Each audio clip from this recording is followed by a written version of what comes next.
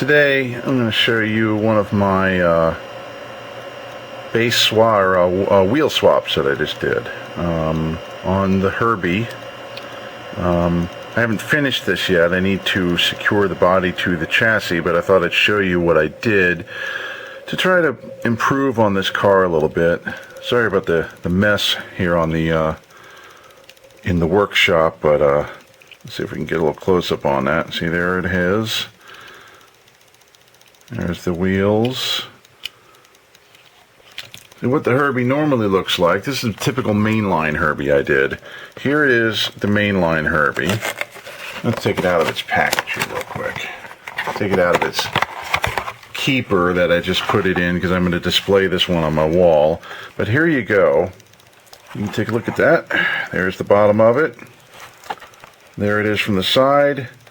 It's not exactly the right Herbie, as you can see from the card art. Card art shows a Herbie from the early to mid 60s with that that double bumper on it, and it had much bigger windows. And of course, Herbie was not an oval window. Volkswagen only produced the oval window Volkswagen from 1953 to 1957.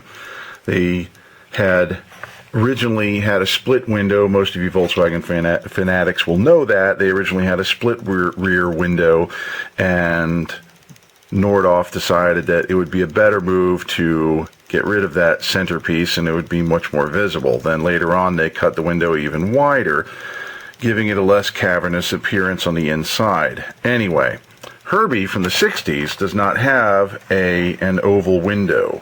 This one does, but this is the only Volkswagen hardtop with fenders that Hot Wheels seems to have right now.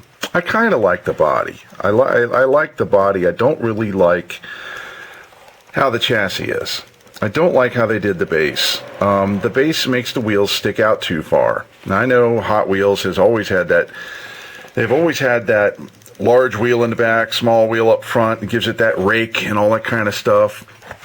You know, even their old, here's my old red line that I still working on, but it's got replacement wheels and new paint. But here's the basic idea: small wheels up front, big wheels in back. Gives it that stance, that hot rod stance that everybody loves. Even the Z-Wiz, here's a Blackwall Z-Wiz. It's seen better days, but big wheel up front. I mean, little wheel up front, big wheel up back. Ginormous fender openings on this one, so it does kind of look a little silly.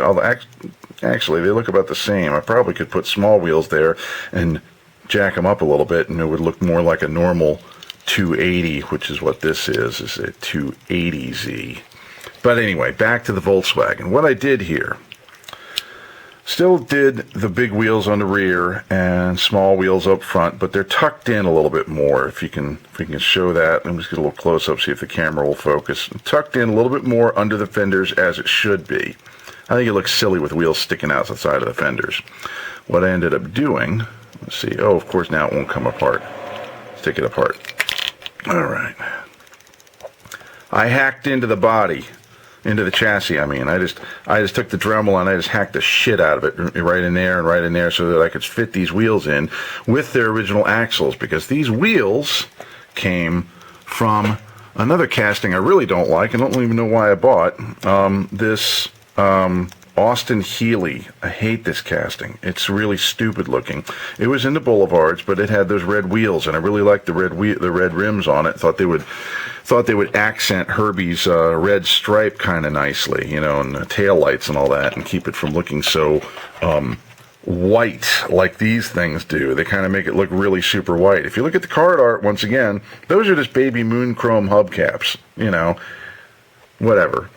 Hot Wheels is a toy company. They are a toy division of a toy company. They are not a scale model company, so I'll give them that. Don't like this casting. There is a number of reasons why. Don't like the paint job on it. Don't like the windshield the way it is. Don't like the engine sticking out of the front. Just not I don't care. It matters not.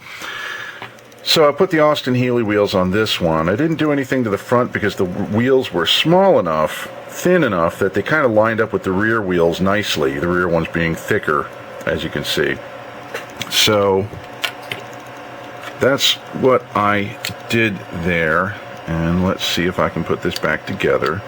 I am probably going to glue this one. I normally like to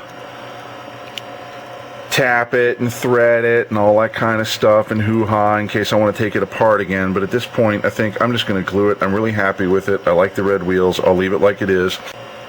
Another thing that I had to do with Herbie, along with hacking away at the frame, when I went to put it together I realized that I had to do something with the interior here, because the interior had wheel well pieces on it and was rubbing against the tires, the rear tires here. So that was another issue that I had to deal with. There's always something. You think it's going to be a simple little swap, you know, just do this and do that and you can get it to fit. Oh, I'll get out my Dremel and I'll hack that out in there in the middle and all that and everything will be great. And then you got to put the interior on and it doesn't fit, you know, and the body doesn't fit down. Oh, there's more stuff I have to get rid of. This extra plastic was pretty useless to me. It was a piece that came down like a triangle right through. Here, let me pay attention here.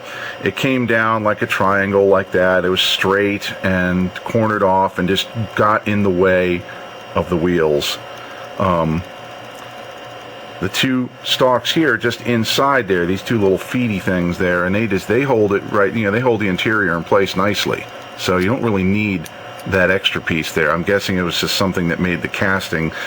So there you have it. There's Herbie as redone by Conrail Whitty. And I'm liking it. I'm happy with it. And we will see you next time.